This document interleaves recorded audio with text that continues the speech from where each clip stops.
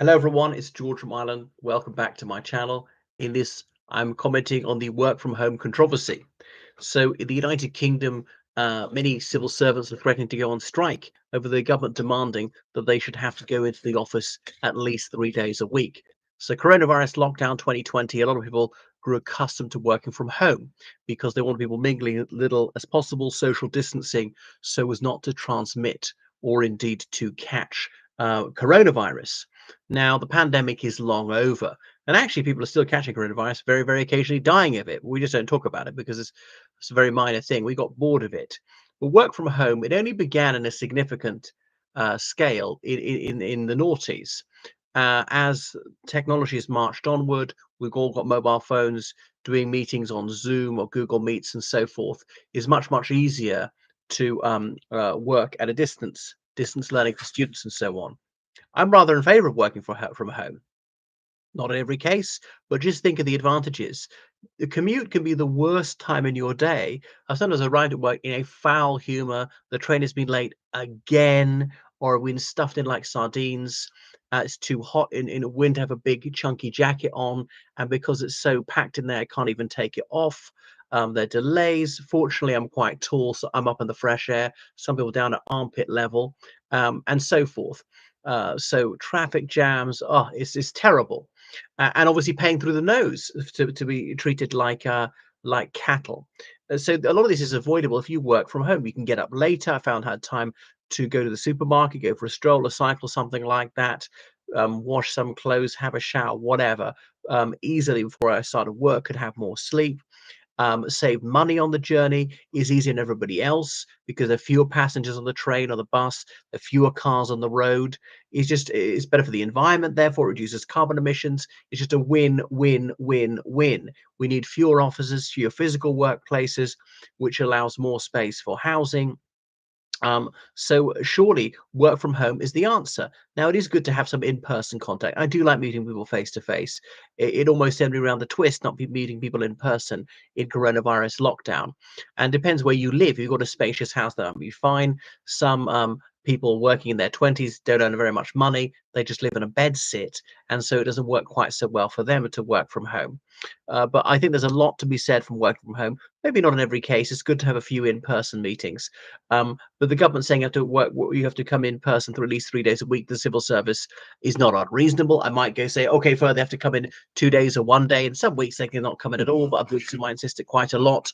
So I'm going working from abroad, and unless it's secret information, I don't see why they shouldn't do it. They effectively on holiday abroad, well, just spending some time abroad and logging in for their lessons. I had a colleague, she was on holiday in Portugal, and she still did some work online. Once I went on holiday to Turkey, I did 6 hours work. I had to view it as a working day, but still had time to go to the beach. In a working day, one is able to pursue some leisure activities. So I think working from home is to be commended. Now, it doesn't work in every instance. There's a Labour peer unnamed by a newspaper saying that these same civil servants are threatening to strike if they don't get to work from home more. They would have said their bins emptied or their children to be taught, they want medical treatment. His argument being that you expect other people to work in person, therefore you may work in person.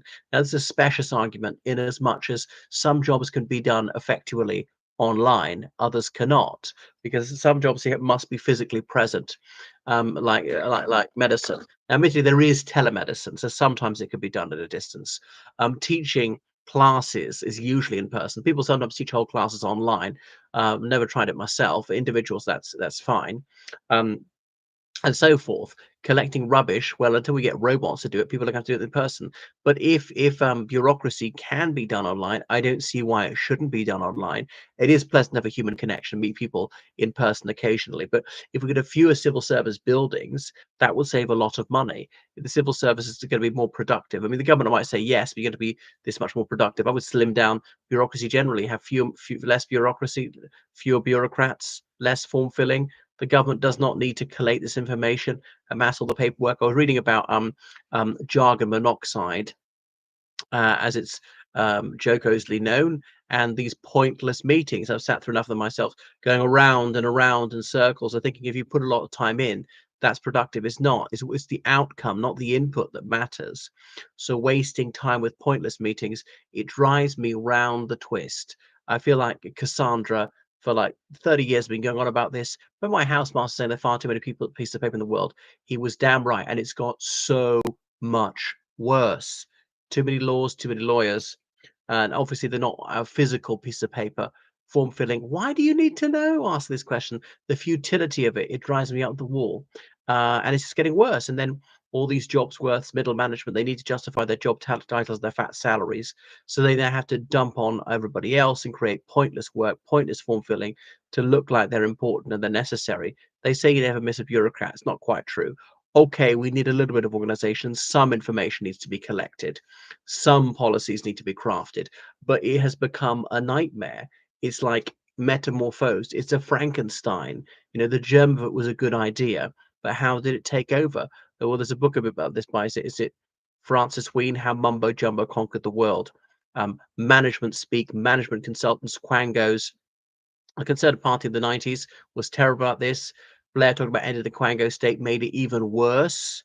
And the Conservative Party, the supposed party for small government, after 14 years in office, did not resolve it. Indeed, exacerbated it. Headmistress Sophie Chow, they made it even worse.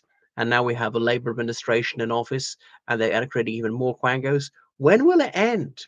Like, why do we need this? We're just so over-governed. And I often think, in terms of governance, a revolution is needed. And I really do mean nothing short of a revolution, to just slim things down, to be more libertarian, to have the night watchman state, the state to do things which are absolutely necessary. And if not, don't do them. Okay? Just leave it up to the people. A bit of creative chaos. I'm a conservative anarchist like that. But here, for once, I'm on the side of the civil service. We have way too many of them. I have to make them more productive, up or out. Because as someone said to me, they're virtually unsackable. Let's do something really outrageous. Ken Badenoch saying a tenth of civil servants are so bad they should be in prison. They're that bad. And I remember a chairman of Conservative Association saying he rather liked Priti Patel, the way she was detested by the civil service, because some conservatives are actually anti the civil service, say is a myth that they're neutral. They're not. They're left wingers. Admittedly, Labour will come in and say it's the same.